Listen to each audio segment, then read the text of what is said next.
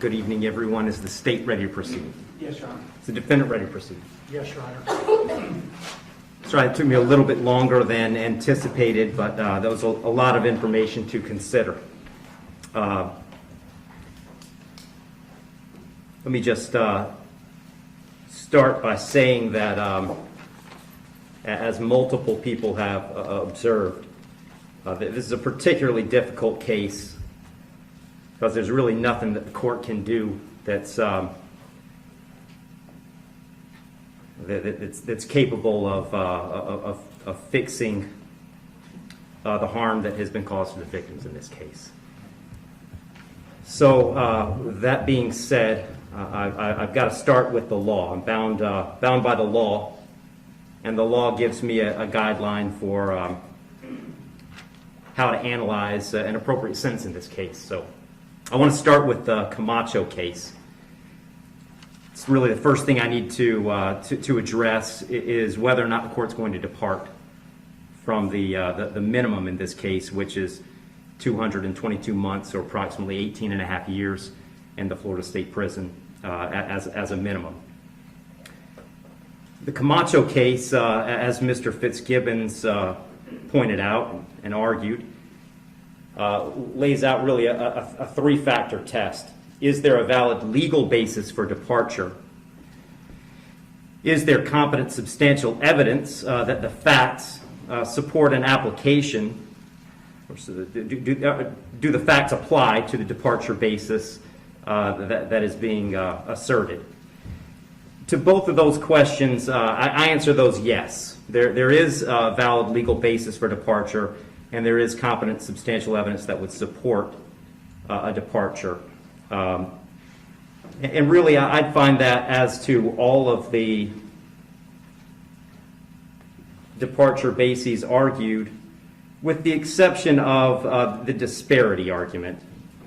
I'll just comment on that one for a moment. The defendant has argued that an available basis for departure is the disparity between the guidelines and the sentence that Mr. Barano got. I don't agree with that. I agree that disparity could potentially be an available legal basis for departure. But in this case, I don't think it applies because I do think that there are important substantive differences between the facts as applied to Mr. Barano and the facts as applied to Mr. Hearn. The state's put those on the record. I won't elaborate on it too much other than to say I think that the difference, the age of majority for Mr. Hearn is one of those. But mostly I just think that the facts are different as between those two defendants. And so I don't believe that the facts in this case support that as a departure basis because I believe that a disparity in sentence between Mr. Barano and Mr. Hearn is appropriate in this case. That brings me to the third question of should essentially the third factor under the Camacho case is should the trial court depart? And the court in this case is going to decline to depart. So I'm answering that question in the negative.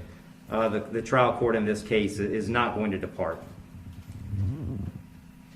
And I don't reach that decision lightly.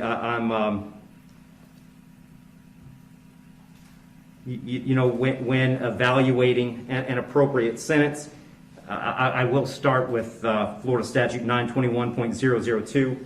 It was pointed out several times the primary purpose of the criminal punishment code in Florida is to punish. And I've got to take into account the severity of the primary offense and the circumstances surrounding the primary offense. When I take into account circumstances and severity, a lot of what I'm taking into account really when I sentence is intent and harm. And in this case, there wasn't any evidence, and nor does the court believe that there was any specific intent to do harm, in this case to the victims.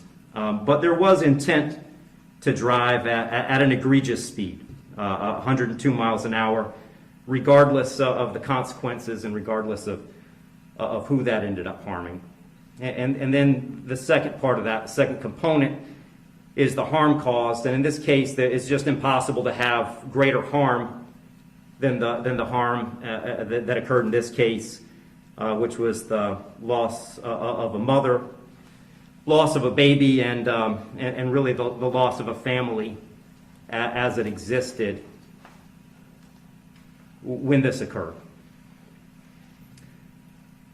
I did consider, I also want to make a record, I did consider sentencing Mr. Hearn as a youthful offender, but for the same reasons that I'm discussing, I didn't think sentencing him as a youthful offender was appropriate. I agree that youthful offender was something that the court could have done. I did consider it. I carefully considered it.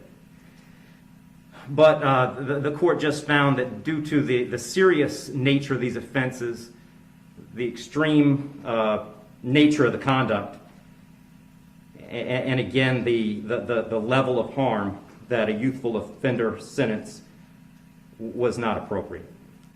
So given that the court is not departing, the guidelines call for a sentence of 18, essentially 18 and a half years at a minimum, and 30 years as a maximum. And the court doesn't find that either the minimum or the maximum is appropriate in this case. I've said it several times, the serious nature of the offense, egregious nature of the conduct, and mostly the harm that's been caused prevent me from putting this as a bottom of the guidelines minimum case. But the departure bases argued by the defendant did provide some reason not to put it at the top of the maximum. And specifically, the court did take into account that the defendant's 18, certainly responsible for his actions, and he's being held accountable for his actions. But the age of 18, the court finds, is a mitigating factor and shouldn't put this at a maximum. Also, the complete lack of prior criminal history is something that the court considered as preventing this from being at the top. So having said all that, the court is going really toward the middle between the minimum under the guidelines and the maximum punishment permitted under Florida state law. So on count one, vehicular homicide, the court's going to adjudicate the defendant guilty, sentence him to 9 years in the Florida State Prison. On count two, same charge, court will adjudicate the defendant guilty, sentence him to 15 years Florida State Prison, and that'll run consecutive to count one, for a total 24 years Florida State Prison. Count three is a misdemeanor, unlawful racing on a highway, so the court will adjudicate the defendant guilty, sentence him to time served. Give credit for time served, I believe, 2 days. Court will impose mandatory court costs. Mr. Hearn, you have given up the right to appeal the determination of your guilt or innocence. You do have 30 days to appeal the sentence of the court. And I'll direct the bailiffs to take Mr. Hearn into custody.